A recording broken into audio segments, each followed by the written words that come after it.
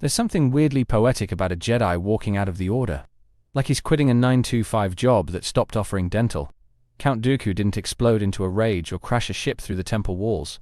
He just said, "Nope, I'm good," and dipped like a guy who finally read the fine print in his soul-sucking contract. And the craziest part is the Jedi acted surprised. Like, what do you mean our space monk cult isn't for everyone? But this wasn't a dramatic tantrum. It was a quiet rebellion with a lightsaber holstered. Dooku saw the corruption crawling through the Senate like mold behind the wallpaper, and realized, hey, maybe we shouldn't be best friends with these guys. Meanwhile, the Jedi were too busy sitting in a circle, feeling wise to notice. They'd already sold their morals for a seat at the Republic's lunch table. And let's be honest, the Jedi treated Dooku's questions the way your boss treats your 2 weeks' notice during budget season, with a mix of denial, fake concern, and immediate disregard for everything you ever contributed. The man literally tried to warn them, and their response was basically, "Okay, thanks, now go sweep the archives." It's honestly hilarious if it weren't so sad. Imagine being trained by Yoda himself and still getting told to shut up when you say maybe. We should stop working for space politicians who authorize drone strikes. Dooku didn't become Darth Tyrannus overnight. It was death by 1,000 disillusions. And the Jedi handed him the knife. What makes it hit harder is that deep down, he still believed in something. He wasn't trying to destroy the galaxy just for fun. He wanted to rebuild it. Cleaner, sharper, less Senate hearings, and more actual justice. The dude wasn't twirling a mustache. He was pulling the fire alarm while everyone else was meditating through the flames. In this video, we're diving into why Count Dooku wasn't the villain we thought he was. How the Jedi Order's downfall didn't start with Anakin, but with the man who walked away before the system collapsed. And why maybe, just maybe, the bad guy was actually the only one telling the truth all along. Count Dooku has always felt like the Star Wars version of that teacher who quietly quits before the school burns down. You know, the guy who sees the fire in the break room and just silently walks out with his coffee still warm. We're told he left the Jedi and turned evil, but what if it wasn't that simple? What if the man was playing chess while the rest of the galaxy was still eating paste? Let's look at this from Dooku's perspective. He's one of the most powerful Jedi in the galaxy, trained by Yoda himself, respected, intelligent, and deeply committed to justice. So why would someone like that just pack it up and walk away? What did he see that the others didn't? And more importantly, why did the Jedi Order pretend like it wasn't a red flag? He starts noticing how the Senate is more interested in pocketing credits than protecting planets. He questions how the Jedi have become lapdogs for corrupt politicians instead of peacekeepers of the galaxy. And the Council, instead of listening, basically tells him to shut up and meditate harder. That's not guidance, that's gaslighting in Jedi robes. This isn't some angsty teenage rebellion moment. This is a seasoned Jedi Master trying to ring the alarm bell while the Temple politely tells him to sit down and be quiet. And the second he walks away, they act shocked, like he ghosted them without warning. Meanwhile, he's literally the only one saying, hey, maybe the government's a little too murdery lately. So yeah, maybe Dooku didn't leave the Jedi out of spite or ego. Maybe he left because the Jedi had already left themselves. They just didn't realize it yet. Here's the thing that gets under my skin every time I rewatch the prequels. The Jedi are supposed to be these wise, enlightened warriors of peace. But the second Dooku brings up the Republic being corrupt, they look at him like he farted in the council chamber. Instead of asking questions, they double down on denial and obedience. Dooku points out that the Republic is rotting from the inside out. And what do the Jedi do?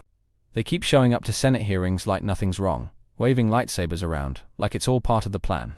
You've got entire systems falling apart, slave labor on Tatooine, separatist movements boiling over. And the Jedi are still worried about protocol and robes. When Dooku challenges their complacency, they treat it like heresy. The Jedi have somehow convinced themselves that loyalty to the Republic is the same as loyalty to justice. That's like saying following company policy is the same as doing the right thing, even when the policy involves letting warlords take over half the galaxy.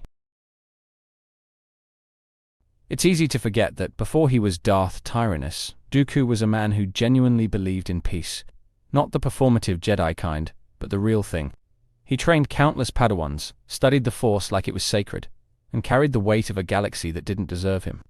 And when he left, he didn't do it with flames and fury.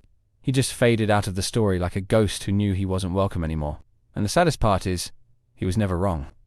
The Republic really was broken. The Jedi really were compromised. And every warning he gave was swept under the rug like it was a bad PR day for the Temple. Watching his arc in Tales of the Jedi just hurts. You see a man begging for clarity in a room full of people, pretending the lights are still on. The tragedy of Dooku isn't that he became a Sith, it's that the Jedi pushed him toward it and never looked back. Even Yoda, his own master, couldn't bring himself to truly understand what his student had become. Or worse, why he had to become it in the first place.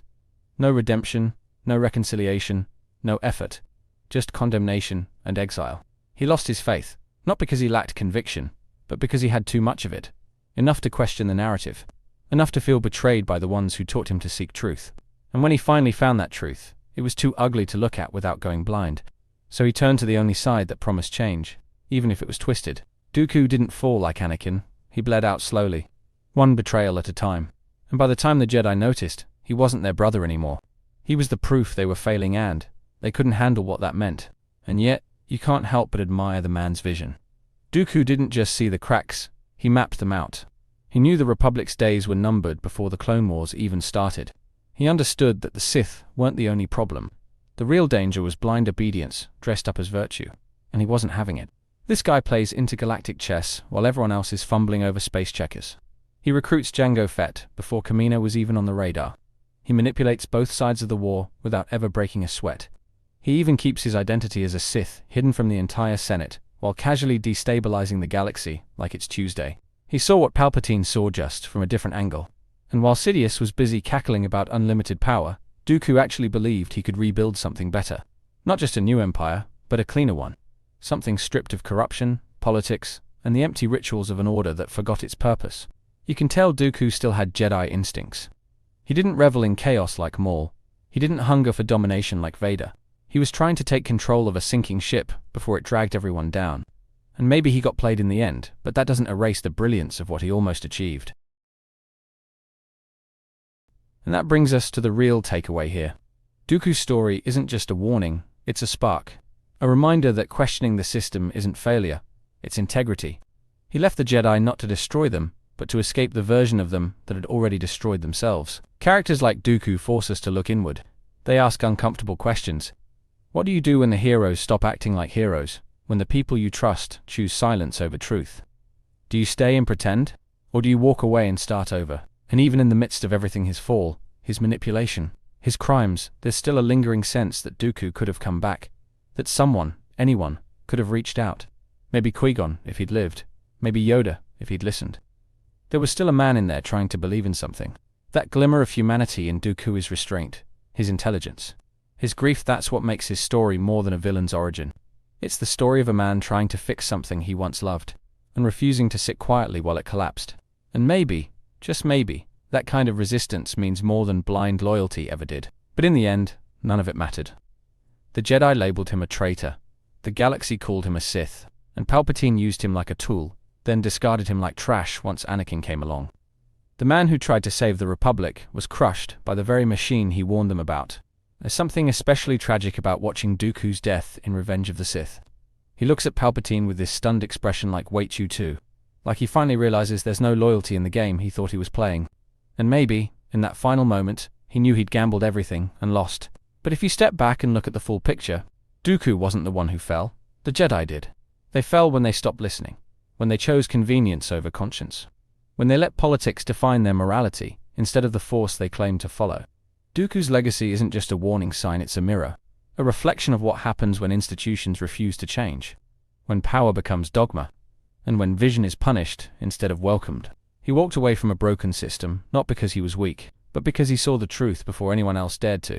And the tragedy is, they only realized he was right, after it was far too late. Thank you for watching the whole video. I make videos because of my love for Star Wars and Marvel. I've been asked countless times how I get my subtitles, and I generate them automatically with a tool I built. That same tool can be used here on my website. It's completely free and doesn't require signing up. My website contains the subtitle generator that is perfect for any video. Blogging post, where you can sign up with your email and receive notifications for when I post, and also my 3 channels. Critical Analysis Hub focuses on Star Wars and Marvel movies. Critical Analysis Hub Plus looks at Star Wars and Marvel shows.